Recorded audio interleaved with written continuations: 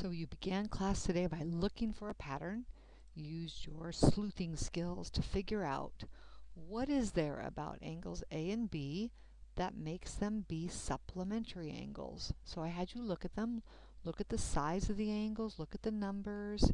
It takes two angles to be supplementary, and those two are supplementary. So are C and D. So C is 152 degrees, D is 28 degrees. They are supplementary angles. And so are angles E and F. So what is there about these angles that makes them supplementary? And I said, why? What do you think supplementary means? What do they all have in common? And some of you figured it out. Some of you saw right away that they always add up to 180 degrees. 120 and 60 is 180. 152 plus 28 is 180. 88 and 92 is 180.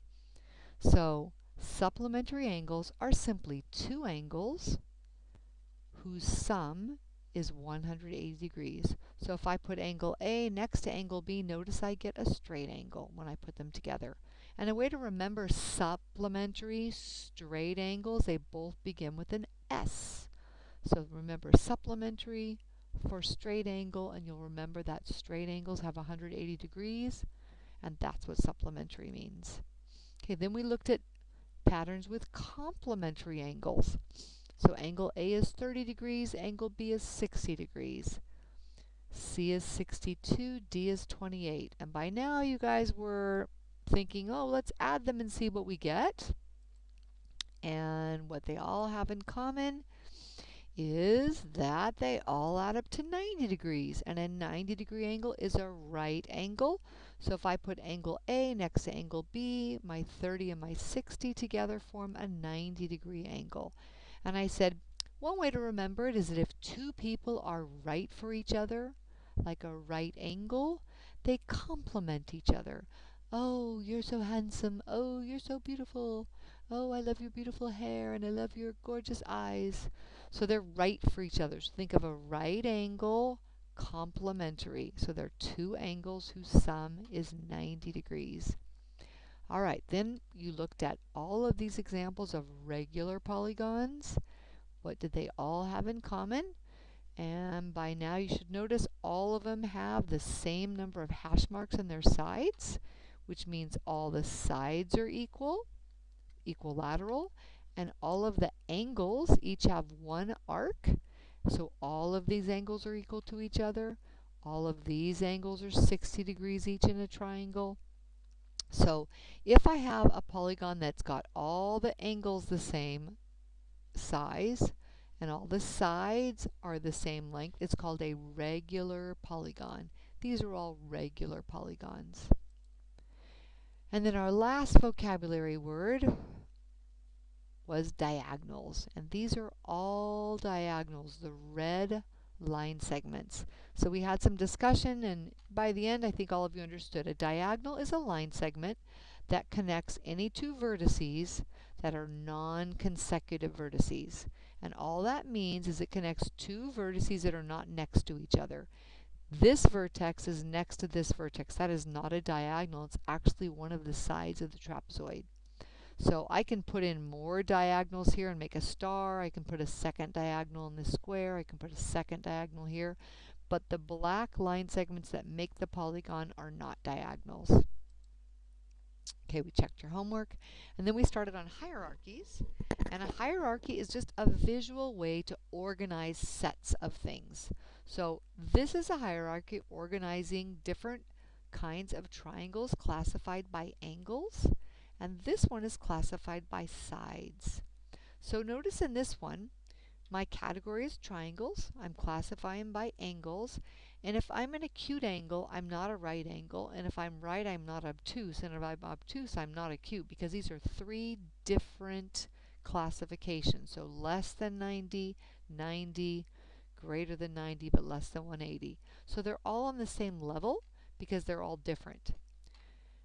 Classifying triangles by sides is a little bit different. A scalene triangle has no equal sides, and it's the definition of isosceles that makes equilateral be under it. An isosceles triangle is a triangle that has at least two sides that are congruent. Now, at least means two or more.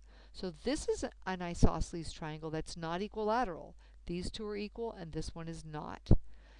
But if I have an equilateral triangle, all three sides are equal. So it also meets the condition of an isosceles triangle, because at least means two or more, and this has more. If I say you have to be at least 11 years old to be in 6th grade, that means you can be 11 or 12 or 13. So at least means that many or more. So all equilateral triangles are isosceles, and some isosceles triangles, if they have three equal sides, are equilateral. So as we go down the hierarchy, we get more and more specific. On page 253 is a great hierarchy of wind instruments in an orchestra. So have a look at how it's organized, and we discuss lots of parts of that, but you can see entirely how the wind instruments are organized. So there are major different categories of the wind instruments that are shown, and you can see what's under each thing. So is a trombone a valve instrument? No, it's under the slide category, so it's a slide instrument. Will a trombone ever be a woodwind? No, because it's not under the woodwind category, it's under the brass category. And how does the hierarchy show that a piccolo is a type of flute? Well, flute is a more general category, and piccolo is a type of flute. It's an example of the flute, so it's put under flute, and that's how I can tell. Will a clarinet ever be a double reed instrument? No, it's under the single reed category.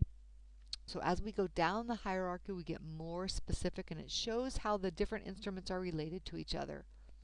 So to see how we use hierarchies with shapes, first I wanted to make sure you all understood these three sentences. So I said, decide which of these are always true. All squares are rectangles. Well, to be a rectangle, I just have to be a parallelogram with 90-degree angles. Well, all squares are parallelograms, and all squares have 90-degree angles. So all squares are rectangles is always true. All rectangles are squares. Well, here's a rectangle that is not a square. It does not have four equal sides. So that is not always true. Some rectangles are squares. Well, as you can see from these two pictures, this is a square and it's a rectangle, because to be a rectangle, all I have to have is four 90-degree angles and be a parallelogram. Well, this is a parallelogram and it has 90-degree angles, and it also happens to have four equal sides. So it's a rectangle, but it's a more specific rectangle because the four sides are equal, so it's also a square. This is a rectangle that does not have four equal sides, so it's not a square. So these two are examples that some rectangles are squares. This one is, this one's not. So that is a true statement. So a hierarchy is literally just another logic tool. It's similar to Venn diagrams, similar to understanding union and intersection of sets, and what the purpose of all of these logic tools are to help you understand the relationships between sets of shapes and the relationships in sets of numbers. This might be a hierarchy of a company, and this is the president or the CEO. And under the president, there might be two senior managers who answer to the CEO. And then under these two managers, there might be four junior managers who answer to their senior managers. And then these are the worker bees. So each of these junior managers supervises two workers. And probably the people at the bottom get paid the least amount of money. The junior managers make a little more money. They have a little more responsibility. The senior managers make more money. They have more responsibility. And the president of the company or the CEO has the most responsibility and therefore is paid equitably. And all of these people answer to the head, to the president or the CEO. So that's a hierarchy of a company. So we use these figures to make a hierarchy. So you did this in your group. So I had your group discuss which of these shapes is the most general. It doesn't have any rules except it's got four sides, because all of these have four sides. And all of you got that it was a quadrilateral, so I'm going to begin with quadrilateral. And then I put a line from it because the next specific quadrilateral, I could actually use the quadrilateral to define it because it isn't any of the other shapes.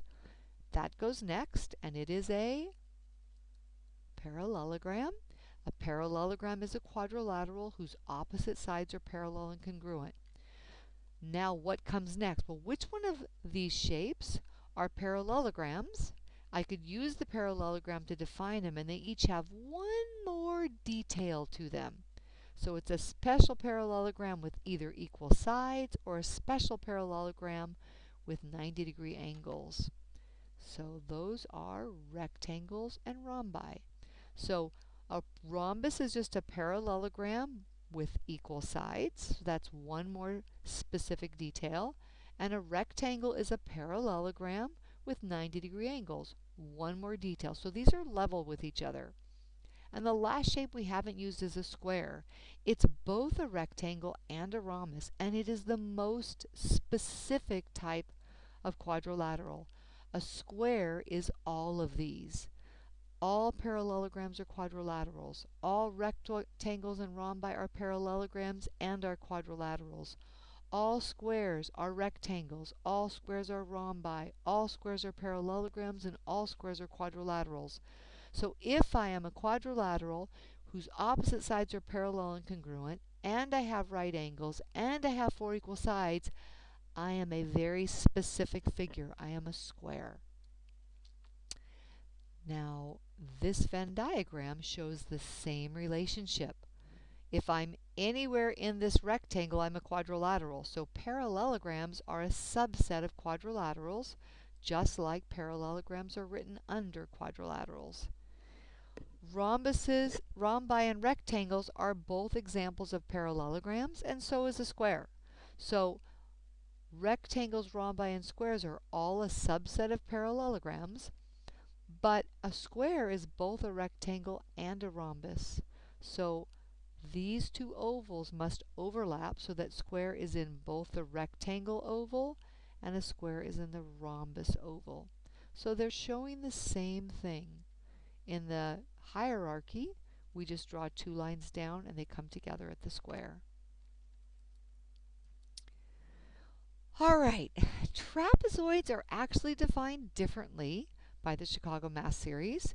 And I actually looked this up because this was the first time I'd ever seen this. But they've redefined, actually several years ago, trapezoids were redefined to better fit calculus.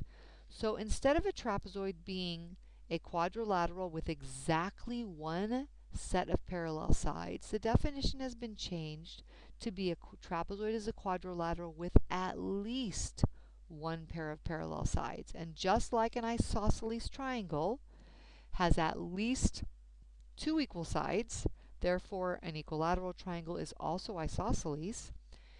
Because a trapezoid has at least one pair of parallel sides, every parallelogram is now a trapezoid. Because they have at least one, they have 2 pairs of parallel sides. So here's my trapezoid with at least one set.